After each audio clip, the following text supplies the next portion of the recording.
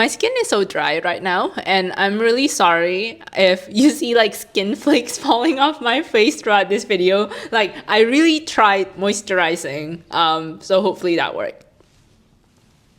Anyway, I recently came across this very interesting article by Joan Westenberg on Medium. The article talks about how art is now dead and is now more focused on creating engagement. You'll be surprised to know that Westenberg actually said that this change came about around the 2010s. Specifically, Westenberg said art was no longer primarily designed for human audiences to enjoy. Instead, it was crafted for machines to distribute. What rose to the surface became anything that algorithms could most effectively push through feeds, autoplay systems, and recommendation engines. If you wanted your work to be seen, you had to court the machine. The objects of our cultural consumption are increasingly optimized artifacts, manufactured with the distribution system in mind. If Shakespeare once wrote for the pit and the gallery, today's creators write for the opaque metrics of Spotify's skip rate and TikTok's retention curves. The idea of art having to fit a certain mold is not particularly new. Chances are, if you want to make art that reaches the mainstream, it has to fit certain standards. It can be something as simple as when you're making a YouTube short, it has to be vertical because that's just the way things are formatted. But it can also be something more complicated, like you have to meet certain rules or regulations so your work can get published. However, the need to fit to a certain mold doesn't necessarily apply to every creator. There are of course people who create art for the sake of creating and enlightenment, and they don't particularly desire their works to go mainstream. And for these people, I feel these restrictions or need for engagement really apply. I feel, ultimately, the idea that art has become more about engagement is inherently rooted in capitalism. Apart from the acknowledgement, like getting likes, reactions, and followers, why do people want to go viral and be influencers? It's to get monetized and get opportunities. This is why there are a lot of videos or articles about how to go viral, how to get a certain amount of followers, whether it be the more theoretical, these are the kinds of content that goes viral, or even the more technical advice like turn on these settings to work around the algorithm. This is a very interesting topic for me, especially as an artist myself. Like, of course, it would be great to make art and be paid for it. Like, I'm fortunate enough that I can monetize my YouTube channel and do these video essays and vlogs. But even then, the money I make off of YouTube is not enough money to make it my sole source of income. I still have to take up other jobs. There are very lucky and talented artists out there who are able to rely on their art as their main source of income, but that is still pretty rare. For the most part, artists tend to have second jobs and sometimes even third jobs, or maybe even fourth jobs and so forth. In Australia, it was reported that a whopping 83% of musicians who have earned money from their music over the past 12 months told us they work outside of the industry too, either with a job or a side hustle. In an article for The Guardian by James Tapper discussing creative workers from the working class, it said, analysis of Office for National Statistics data found that 16.4% of creative workers born between 1953 and 1962 had a working class background, but that had fallen to just 7.9% for those born 4 decades later. What I'm trying to get at here is the fact that artists who come from more upper class families have the capacity to focus on their art because they have someone supporting them financially in the background. Compare this to, say, artists from the working class who have to work harder outside of the art space to make ends meet. These people are more prone to getting burned out. In Australia, again, a report by Creative Australia said that working artists earn an average income of $54,500 a year, which is 26% below the national average. And nearly half of Australia's professional artists earn less than $10,000 a year from their creative work, and 2 in 5 are not meeting basic living costs. Because of this, you can't really blame artists who has social media presence for creating content that feeds or suits the algorithm. It's because these social media accounts can become their second jobs or another source of income. These kinds of content can come in the form of making trending or viral videos, or it can also come in the form of creating actual content that suits the algorithm. For the latter situation, oddly enough, I feel that kind of reflects the kind of art that we make in this day and age. And it reveals a lot about our society, and that in of itself is a cultural movement if that makes sense. The fact that our art is now more suited for the algorithm says a lot about our society. And that's what I meant by cultural movement. Not that I'm saying that this is a good cultural movement. Let me clarify.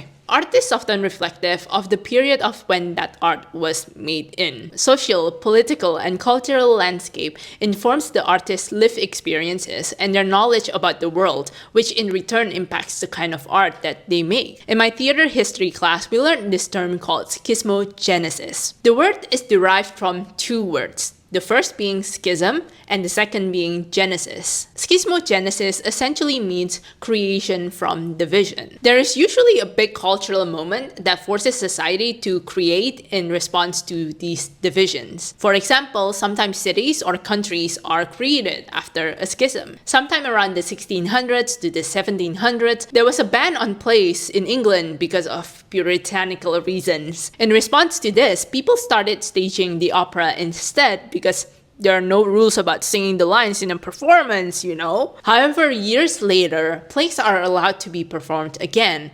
And around this time, because it was after the war and after a lot of violence, people write or put up plays that are more comedic. And this is the birth of the Restoration comedy. That's what I meant when I said that the art that we're seeing in this day and age, it's reflective of what the society has become. In the Medium article I mentioned before, Westenberg said, music feels like it's made for TikTok now. And that's because I think it is. And it's also because TikTok is what people use these days too. TikTok is also a space for people to share music, whether it's sharing it directly or sharing it indirectly through dance covers or fan edits, etc. Westenberg also mentioned that there's no longer mid-budget movies or original movies. And that's because movies get bigger and bigger and they tend to be spin-offs, sequels, reboots, prequels, all those things. That's because it's easier to tap into an established audience or fandoms who will talk about the movies on social media, and that might translate into word of mouth, so